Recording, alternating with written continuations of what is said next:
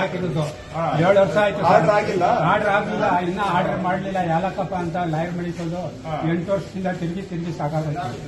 ಇವತ್ತಾಯ್ತದೆ, ನಾಳೆ ಎಷ್ಟು ವಯಸ್ಸು ನಿಮ್ಗೆ? ನನಗೆ 73. 73.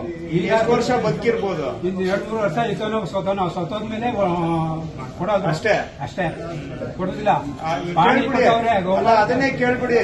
ನಾನು ಉಸಿರಾಡೋದ್ರೊಳಗ ಜೀವ ಇರುವ ಹೊತ್ತಿಗೆ ಕೊಡ್ತೀರಾ ಇಲ್ವೇ ಅಷ್ಟೇ ಹೇಳಿದ್ರೆ ಏನೇನೋ ಹೇಳ್ತಾರೆ. ಇದು ಆಯ್ತು ಬಿಡಿ.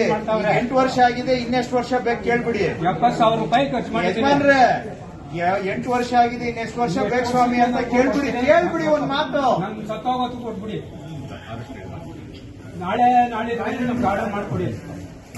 ಯಾಕೆ ಸ್ವಾಮಿ 8 ವರ್ಷ ಆಗಿದೆ, ಇನ್ನೂ ಆಗಿಲ್ಲ, ಇನ್ನೆಷ್ಟು ವರ್ಷ ಬೇಕು ನಿಮ್ಗೆ?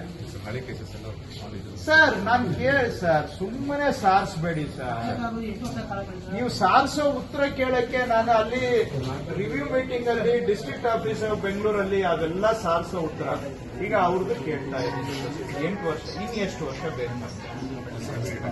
ಎಷ್ಟು? ಈಗ ಆತನಿಗೆ ಇನ್ನೊಂದು 2-3 ವರ್ಷ ಬದುಕಿರ್ತೀನಿ ಅಂತ ಹೇಳ್ತಾರೆ.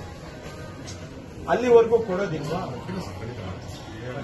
8 ವರ್ಷದಿಂದ ಹೇಳ್ತಿದ್ದೀರಿ. ಹಂಗಾದ್ರೆ ಖಂಡಿತ ಮಾಡೋಂಗಿದ್ರೆ ನನ್ನ ಮಗ ಜಗಳ ಕಾಯ್ತಾವನೆ, ಹುಡುಗ ಕೊಟ್ಟೋಗೋ, ನೀನು ಏನು ಮಾಡಿಸ್ಕೊಳ್ಳಿಲ್ಲ ಅಂತ ಹಿಂಗೆ ಸದಾಯಿಸ್ತವ್ರೆ. ನಮ್ಗೆ ಒಂದ್ ಪಾಣಿ ಕೊಡ್ತಾ ಇಲ್ಲ. ಎಲ್ಲ